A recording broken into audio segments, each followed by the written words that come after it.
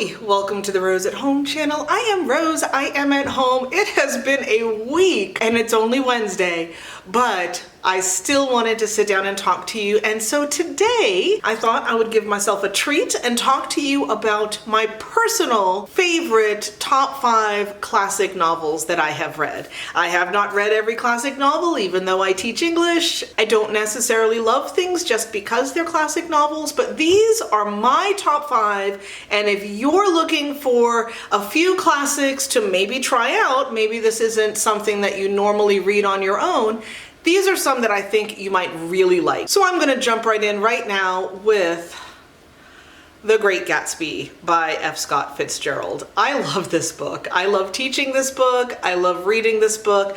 It is super short. It moves really fast. It's got characters you love to hate. It's got characters you can feel for. So the premise, there's a young man named Nick who at the very beginning tells you that he grew up being told to never judge other people, and then he spends all of these pages judging every single other human being in this book. So he's a completely unreliable narrator. He paints everybody with some pretty broad strokes. He makes the people he obviously doesn't like seem really, really bad. He makes people he does like seem really, really, maybe not good, but at least forgivable and understandable in the things that they do.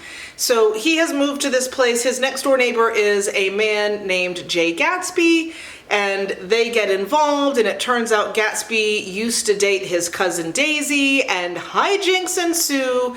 There's a whole bunch of stuff that goes on. There's craziness. It's great. It is actually a really fun ride. If you want to give classics a shot and you haven't read this one, I very strongly suggest it. Read it, enjoy it, hate everybody you want to hate. It's a good time. My second pick is also a novel I used to teach but don't anymore because I don't teach that grade, and it is Their Eyes Were Watching God by Zora Neale Hurston. And this is so good. It is very, very different from Gatsby. It is a similar time period in the United States. This happens just a little bit before the timeline for The Great Gatsby. The difference being that this is about African Americans in the American South, and Gatsby is totally the opposite. It's set in New York. Premise: this is the story of a woman named Janie, and we get to follow her pretty much from her birth through her childhood into her marriages. She has more than one.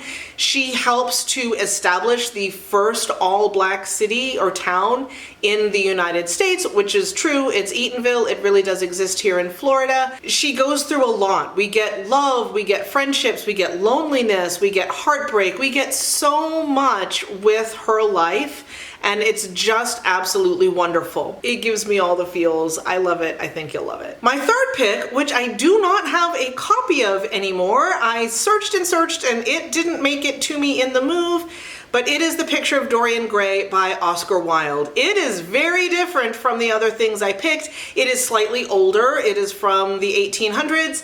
And it is the story of a young man in a society that he lives in. Decorum and the way you appear in public is the end-all be-all. You have to constantly worry what other people think of you and what other people see. Your reputation is it. He is able to go out and party and carouse and do all sorts of things that were like scandalous and it not have any effect on him.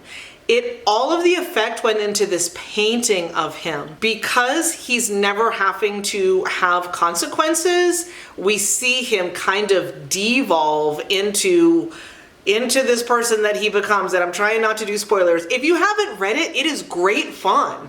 It is characterized almost as like classic horror.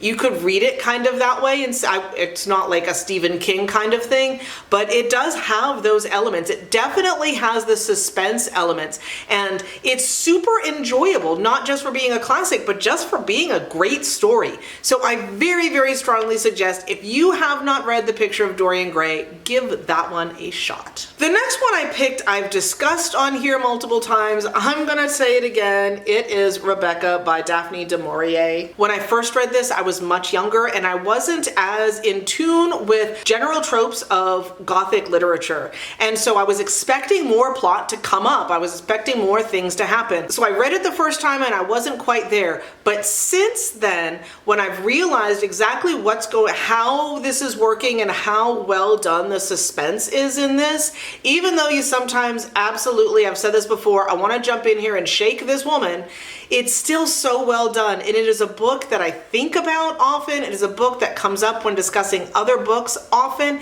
So it is one that I absolutely cannot more strongly suggest, especially if you like other things that are more modern that are classified as Gothic. It gives you a really good frame of reference. So if you've not seen it in my other videos, the plot line, there is a young woman. She is not from a wealthy family. She is working kind of as a live-in maid-ish, not maid. She's like a live-in nurse, sort of. She kind of takes care of this older woman, but it's not like she's in a sick bed or anything like that, but she's kind of the right hand of this woman, making sure she gets everything she needs. And that's basically the extent of her life. And she's not super happy.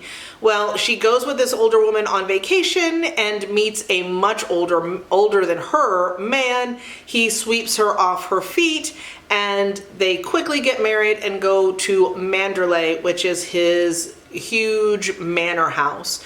So she is a young woman who doesn't even have her own name. She's called Mrs. De Winter, but his wife, his first wife, was named Rebecca.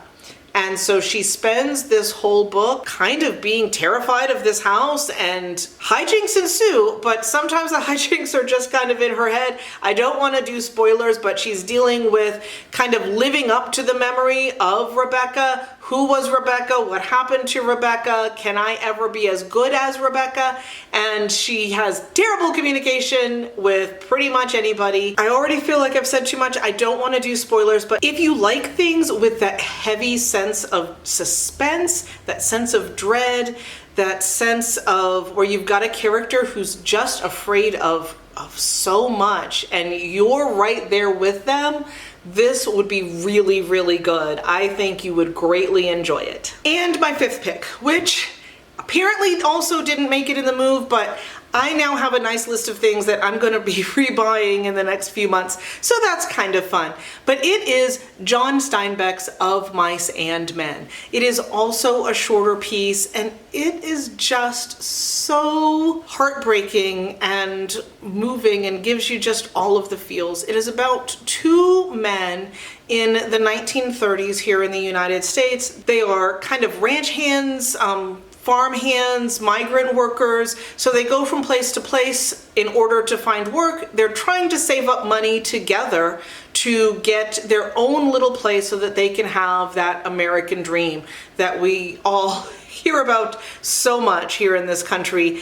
And bad things happen to them, and it just breaks your heart. One of the things I really like about this book is that Steinbeck not only wrote the book, he also wrote the stage play version. So if you get the play, it is by the author. It's not someone else's interpretation of what's important and what needs to come front and center from the novel. And so I love that. So I love both of them. I love the book version and I love the play version, and they're both wonderful reads. So if you're super intimidated by classics, pick up a script of Steinbeck's Of Mice and Men, the stage play version, and start there. You get it through dialogue, but you can get the whole story. You get all of the emotion that's going through. You get everything that happens plot-wise. You get all of the things that the author wants to make sure come through clearly. And it's a great way to jump into classics. I really hope you enjoyed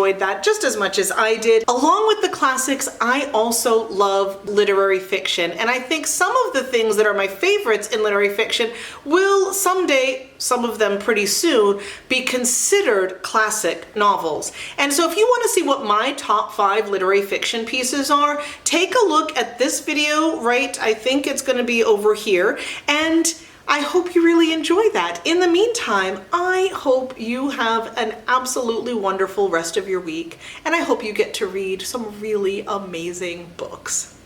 Bye, y'all.